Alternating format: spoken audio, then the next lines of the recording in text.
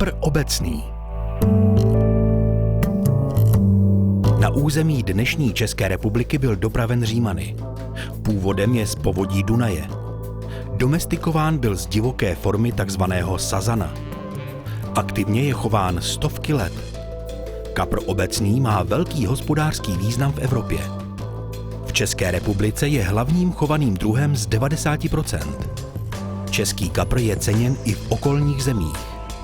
Vyšlechtěno je mnoho čistých linií i kříženců. Chovány jsou i barevné varianty, takzvané koi. Kapr obecný je nejvýznamnější ryba sportovního rybolovu. Pro pitvu ryby používáme pitevní soupravu, která obsahuje chirurgické nůžky, peán, preparační jehlu, skalpel, pincetu, kapátko a oční skalpel.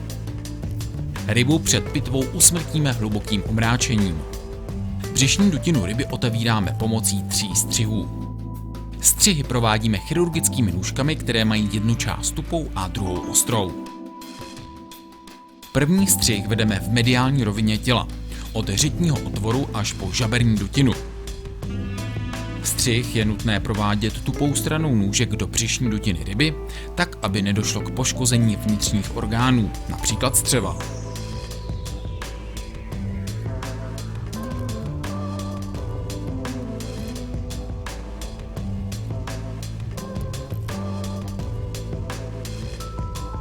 Druhý střih vedeme od řitního otvoru šikmovzůru těsně pod páteř, podél stropu břišní dutiny až k hornímu okraji skřelového víčka. Opět musíme dbát na celistvost vnitřních orgánů.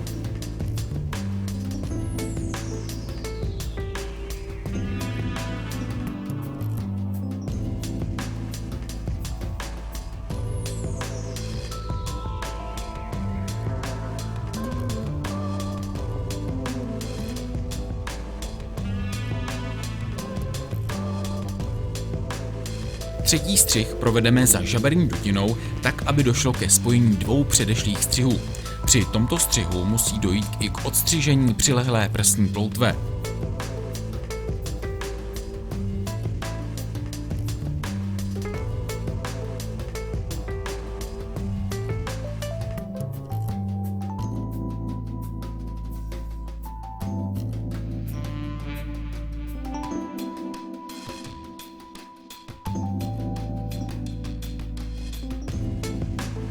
Dále odstřihneme část skřelového víčka, čímž dojde k odkrytí žaberního aparátu. Skřelové víčko oddělíme kolmým střihem opět za pomoci chirurgických nůžek. Nyní je dobře vidět stavba a uložení žaberního aparátu ryby. Poté za pomoci skalpelu a pincety provedeme odklopení břišní stěny.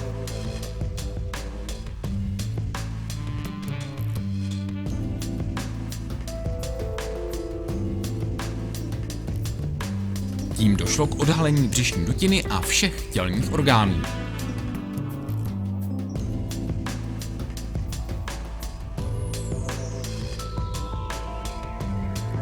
Zde jsou uloženy ledviny. Toto je plynový měchýř. Pod ním jsou uloženy gonády, jedná se o samce. Ve spodní části břišní dutiny se nalézá poměrně dlouhé střevo. A mezi střevními kličkami se nachází tzv. Hepatopankreas. V přední části břišní dutiny se nalézá jednoduché srdce. Zde opět velmi dobře vidíme uložení a stavbu žaberního aparátu. Po zjevném ohledání vnitřních orgánů provedeme jejich vyjmutí.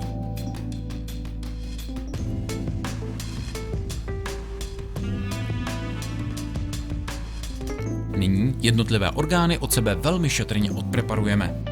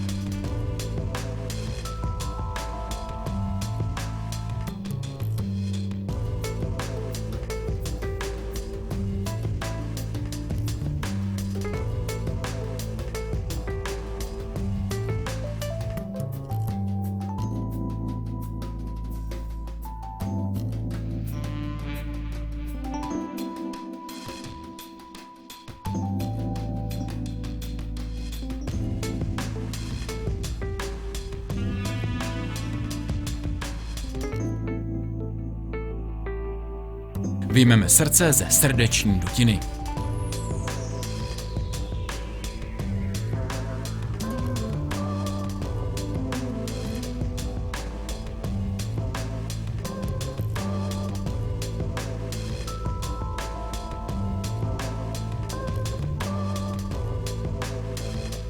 Dále můžeme vypreparovat jeden žaberní plátek.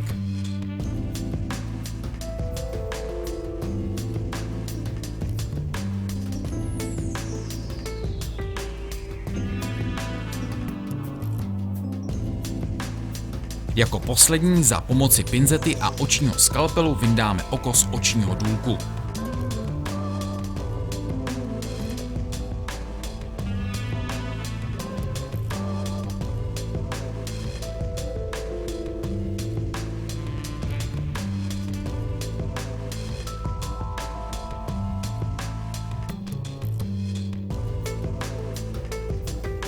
Toto jsou ledviny.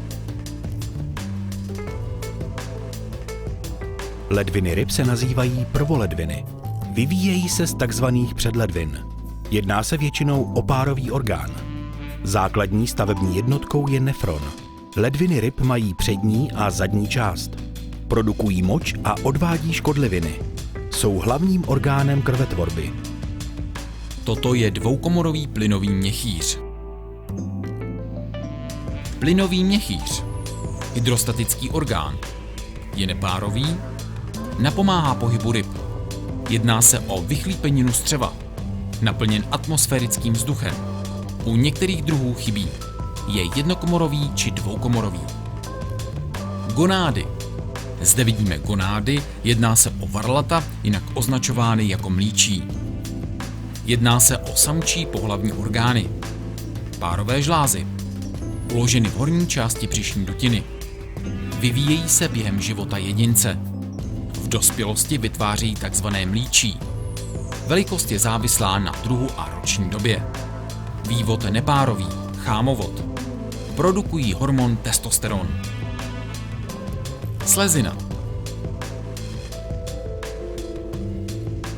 Orgán krvetvorby. Má různý tvar i velikost dle druhu ryby. Vyznačuje se velmi tmavou barvou. Vytváří červené i bílé krvinky.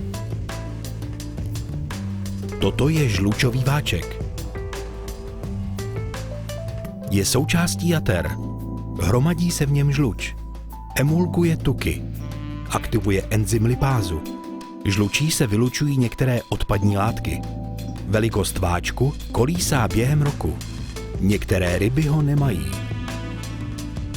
Toto je hepatopankreas. Vzniká spojením jater a slinivky břišní. Je rozptýlen mezi střevními kličkami. Nedá se dokonale izolovat. Vyskytuje se například u kaprovitých ryb. Vytváří žluč. Produkuje řadu trávicích enzymů. Vzniká zde inzulin a glukagon. Srdce. Uloženo v přední části tělní dutiny. Je poměrně malé. Stavba rybího srdce je velmi jednoduchá. Rybí srdce odpovídá polovině srdce savců. Pumpuje odkysličenou krev. Má pouze jednu předsíň a komoru. Dále obsahuje žilný splav, tepenný násadec a chlopně. Zde vidíme oko. Má tvar elipsy. Odlišná stavba než u savců. Nemá oční víčko. Nemá slzné kanálky. Oko je zvlhčováno slizem. Zaostření probíhá díky svalu, takzvaný Hallerův zvonek. Velikost je závislá na druhu ryby. Toto je jeden žaberní plátek. Žábry. Výrůstky sliznice. Uloženy v žaberní dutině. Umožňují dýchání ryb. Základ tvoří 4 páry žaberních oblouků. Skládají se z žaberních plátků a tyčinek. Bohatě prokrveny. Posledním orgánem je dlouhé střevo. Skládá se z tenkého a tlustého střeva. Přechod mezi střevy nelze určit. Střevo obsahuje hladkou svalovinu. Tráví potravu. Vstřebává živiny. Délka je závislá na druhu ryby. Nalézá se zde několik enzymů. A zde je velmi dobře vidět, že střevo kapra obecného je asi 2,5krát delší než ryba samotná.